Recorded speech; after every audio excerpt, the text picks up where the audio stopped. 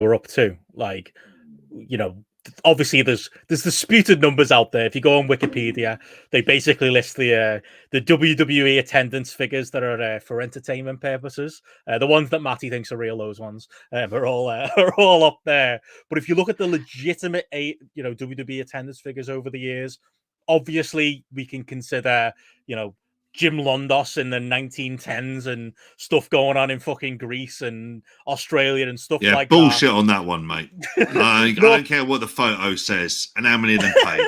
They're walking in off the photo. What's this? Oh, Jim Londos is wrestling.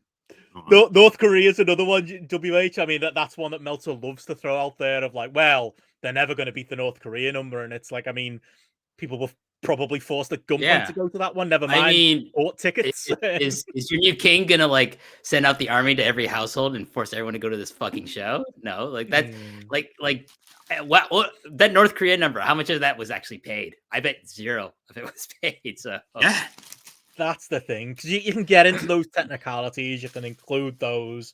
Like I say, WWE have inflated numbers for years and years and years, and there is different stuff internationally that Meltzer will bring up of stuff that's hard to prove, really. So if we put that to the back of our head, if we just go with what's the paid numbers, and these numbers that we've got here from either from Dave Meltzer or from WrestleNomics, and even if you want to slag Dave Meltzer off, which I'm sure Gareth will listen to observe this if you want to hear some of that.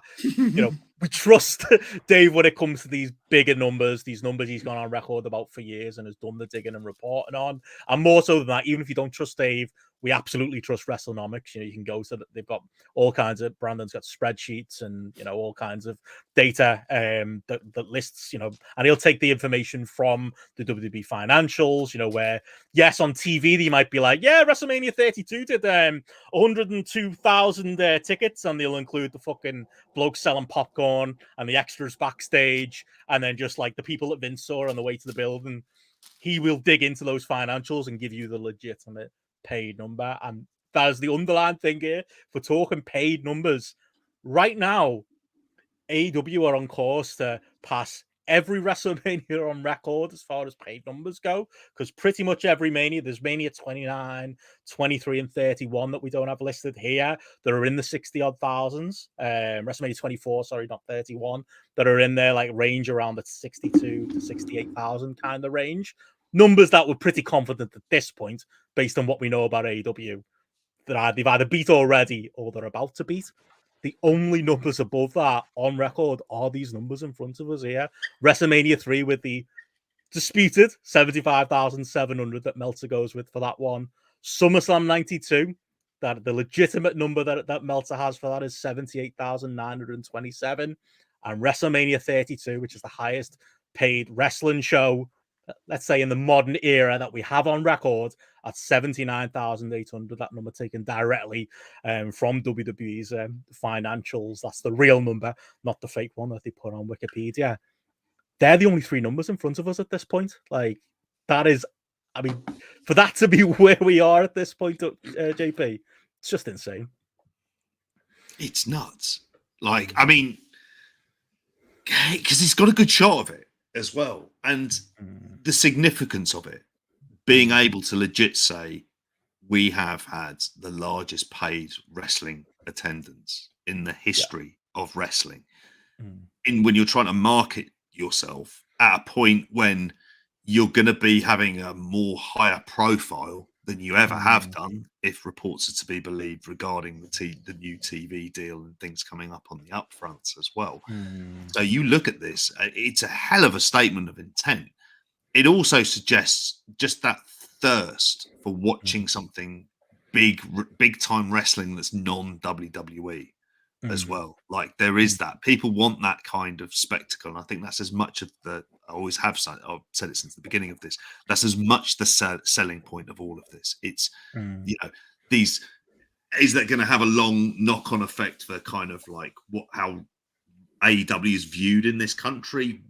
That, again, kind of remains to be seen, and there's things that they could really do about that as well. But you look at these like attendances, like this is nuts, because it's the first time they've run a proper stadium. Arthur Ashe has jumped up an open air arena. Let's be honest. because it's for tennis. Like, this is the stuff where you're playing major team sports. You know, some of the playoff games, well, I'd imagine, like, I don't know if the League Two playoff game will sell out.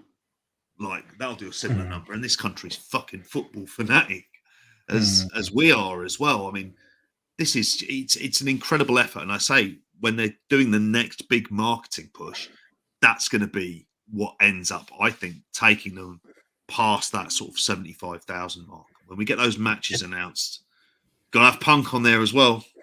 Oh, yeah, that'll make a difference too. That will make a difference. Is this just a foregone conclusion at this point, WH, do you think? Like, it's crazy, by the way, as well, they didn't do this in Toronto. Like, or you know, the first time they went to Canada and they did a Rampage taping that Davey paid over the odds for tickets for. Like, you know, it says something about the strength of the UK market, but it's also that they're making I think they learned from that mistake with Canada. They learned from that mistake with maybe even California as well. Like, come in and go the biggest possible. And now, you know, we're staring down crazy numbers like this. It's incredible because they haven't even announced a single match for the show. I imagine when they release the matches, especially the main event, and it's something that, whoa, I think you're going to see a big push for overseas fans going to want to come, because I recently, like, I just been hearing, like, privately people talk about, oh, I really want to go to the show, or I've got my tickets, or I know this person's going from America or from Canada to go to London to see the show, because based on no matches being announced. So I imagine if you have, you know, like a good match like that's intriguing, that people are going to be like, oh my God, this sounds amazing. And it's a special one that they're not going to do part of, like, there's pay-per-view cycle. Cause, like, we don't know even this is going to be a pay-per-view, right? It could be something they put on HBO Max or, you know, what, ITV over there or something like that, right? As a special. Yeah. And what we think. Yeah, so, like, I just think that number is going to increase. I think they could actually beat some of these numbers, like, reach capacity of what they set it up for, based on, like, a final push of, like, okay, this is the card. And then people, I think people from overseas will be like, okay, I know what the card is. I'm going to fucking buy the ticket. I'm going to, like, make the arrangements to find some place to stay. I'm going to try to get whatever tickets are left for this show. So I think it's already been an unmitigated success for them. Like, obviously, but once they release the card and once they start getting more people from overseas, because that's what you want the traveling wrestling fans to come over. And definitely. I'm kind of curious as to, like, how much of that what's already been paid is actually from people who are not in the United Kingdom. Yeah, no, totally. That's the thing. It's like, obviously, as JP said, we had the big rush on the pre-sale. I think all of our more hardcore fans got their tickets then. Then we had the final day of the first day, I suppose, of the proper on sale, where a lot of tickets shift then. And it has quietened down since then. And I think the people you've got left are going to be the ones you might be pulling from further afield, or might be the people who are waiting for the card to come before, you know, they kind of make that big call. But I really think at this point it's a formality before we start hitting these numbers. Certainly that Mania 3 number, and pretty bullish on the fact that I think they're going to beat. And again, this is the paid number, and right now the paid number for AEW is sitting somewhere around 61,000. It's really not that many away. And yeah, once you get those international travels involved as well, like, that's the thing. And, you know, we've got a couple of comments in the chat, you know, from Will and from Mikey about, like, WWE and, you know, their place in this. You know, when Mikey says, when do you think WWE's going to announce WrestleMania in the UK on the back of the success?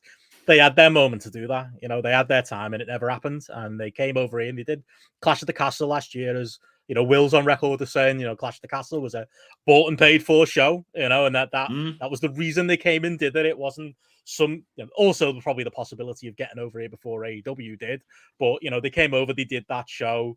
They probably weren't ever going to do a SummerSlam 92 Redux because, you know, London has enough fucking wrestling shows. They weren't going to get a big site fee from the UK. That's something Will's been very strong on. And I think or a reduced venue fee in what clearly Tony Khan got for Wembley Stadium, because I know this, I'm on the NFL UK mailing list, is that the Jacksonville Jaguars are playing there, which means that he gets this kind of good deal. Sorry, I was interrupting. No, you're right.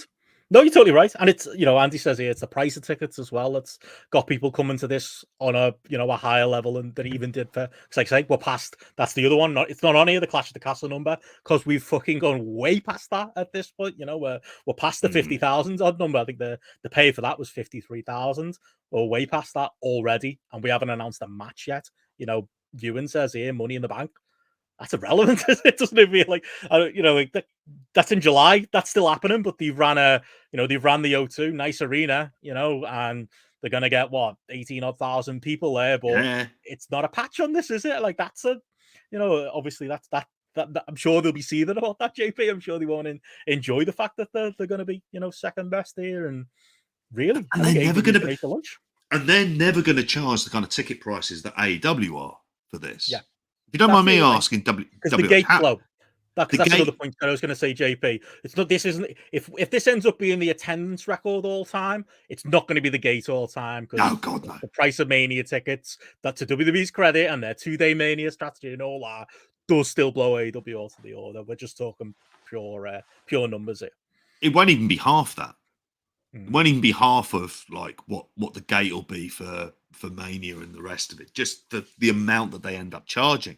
But I mean, if it's effectively 2-1 the UK to the Canadian dollar, like we're talking $60 in tickets, which for a big stadium show is in 2023 is cheap, like for this kind of stuff. And you can't help but feel that like it was.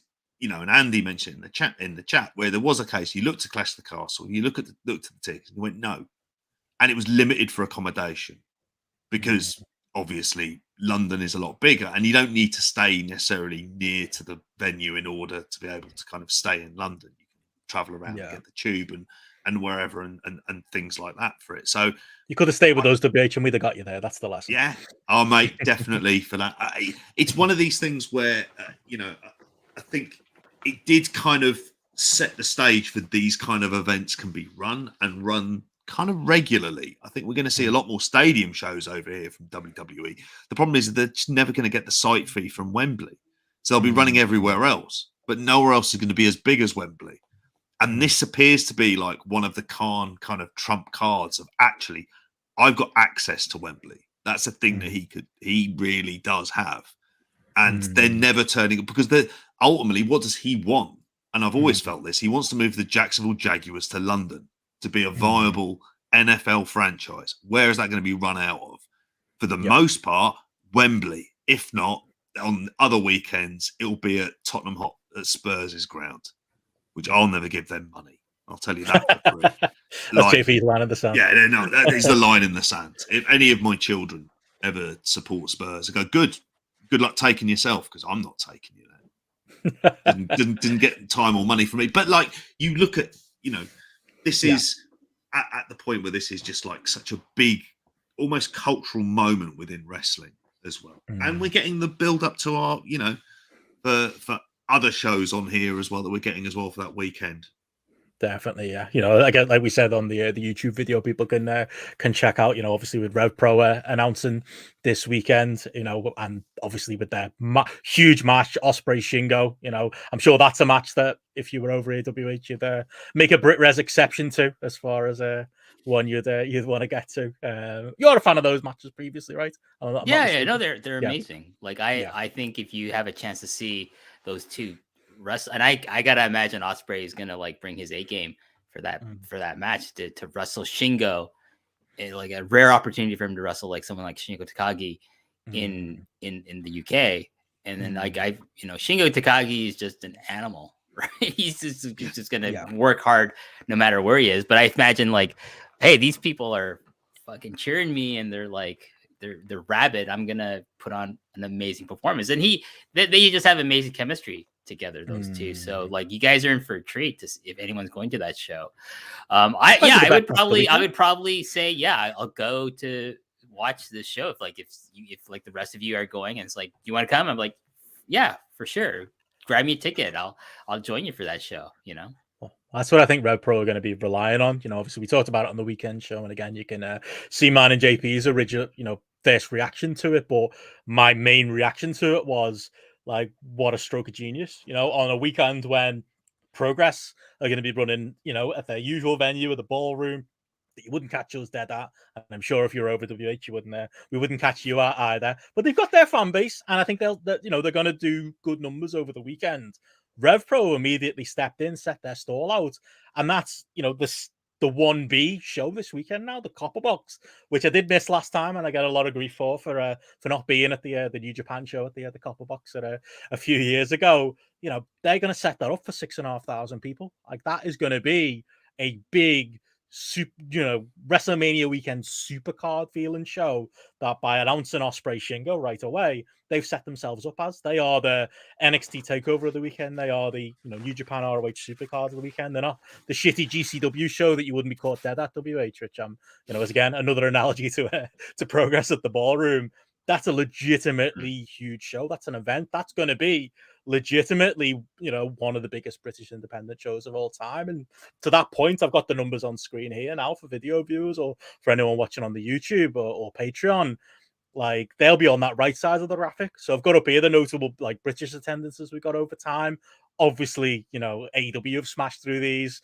WWF's Mayhem in Manchester in 1998 did 18,000, as did No Mercy in Manchester in 99. Manchester Arena is always a good venue to go to. I was at that WCW house show in Manchester in 2000. The less said about that, the better. I can regale you with stories of that card in a minute, WH. But RevPro are going to be on this right-hand side of the graphic. They're going to be right in there with, Impact Wrestling's biggest show ever was over here in the UK, 8,100 people.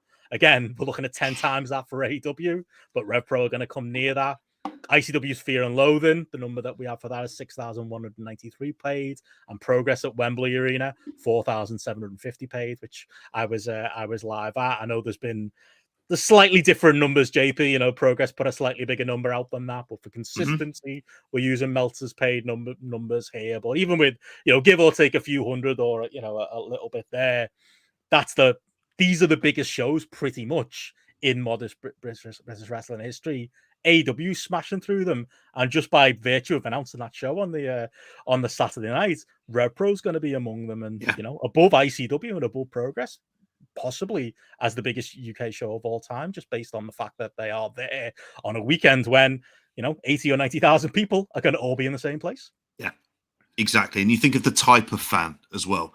This is a fan that is going to be aware if effectively what RevPro are going to be running. I know it's the anniversary show, but part of the reason for that anniversary is the long-term very good relationship they've had with New Japan, and the way that New Japan have trusted in them, big talents, like for them, people that they've got high hopes for, in whether it be Shota Umino or Yota Tsuji, a great Okan, people who they send them over and they hear good things and they like, oh, okay, this is someone they want them with. So you can imagine this is going to be the place where you're going to see New Japan. And those fans who are waiting to see what's on the card as well, they're going to look at this and go, well, if I'm flying all the way out, like WH mentioned earlier on, like if you're a US hardcore AEW fan, you see a card that they're putting on that looks incredibly good, I might have to go out for this. And then you can see there's some New Japan talent, maybe even some very undercard AEW talent on this RevPro show. You're gonna go along, aren't you? Because once you've made that commitment to go, it's the kind of thing that goes, well, yeah, we might as well do that.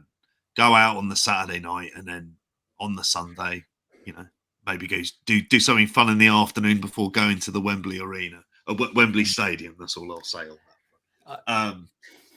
As a side note, JP, before we do move on, like of the notable British shows we've had over time, this weekend's gonna have two of the all timers straight away. We had any of these? We had any of the Manchester? Oh, well, I suppose it wouldn't be the Manchester ones. Those UK only pay-per-views that did the crazy numbers. Impact Wembley Arena sounds like a JP show. I know you weren't the Wembley Arena Progress show because me and Joe were on that one.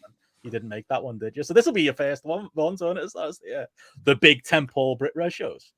I think in terms of big tentpole Brit Res shows, yeah, this would be. Like, I'm trying to think of the last one of those that I would have gone to would have been considered a tent. Probably Ali Pali would have been, and Brixton. Brixton would have been considered to be tentpole, and then we went along and we realised, hang on, this was shit. We were saying that kind of like quite early doors that day. I wasn't at any of these. Like the biggest attended sort of show, I'm trying to think, I was at the NXT London, which, was important in its own way. the idea of NXT being able to kind of sell that out straight away. And when Sting beat Vader for the title, That's a big one. Yeah, in '93, I want to say it was, and then lost it back to Vader in Dublin. So they did a house show loop for that. I didn't know what a fucking house show loop at the time was in 1993, but I was like absolutely buzzing that I'd seen a WCW world title change, and I get to take that to my grave. I didn't believe it had happened when I was like sat there like in stunned shock, thinking this wasn't meant to happen.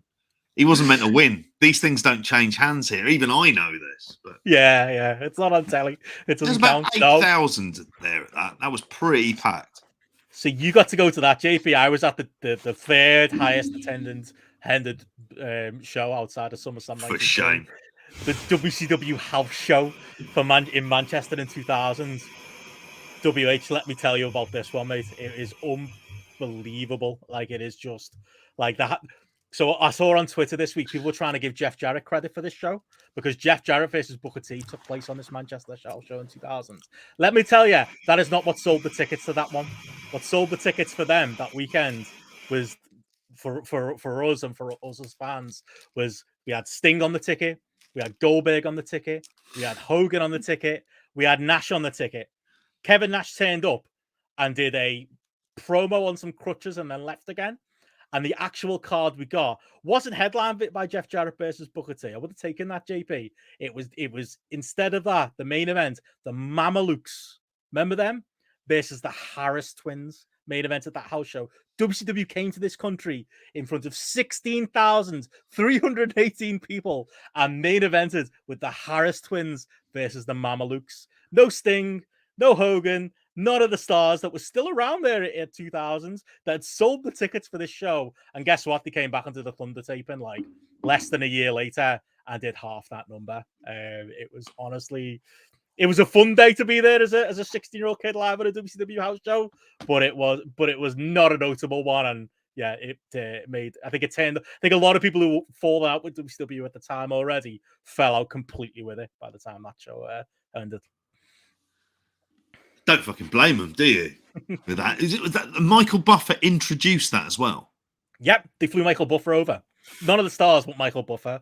What else did we get on? Oh, we had the Hacksaw Jim Duggan came out and got a USA chance against David Finlay on the undercard. Norman Smiley had a match. David Flair wrestled. I got to see David Flair WH. So there you go. I got to see one of the stars. That's what WCW gave us in 2000 when they came over here at the fourth highest British wrestling show attendance of all time. That was the card.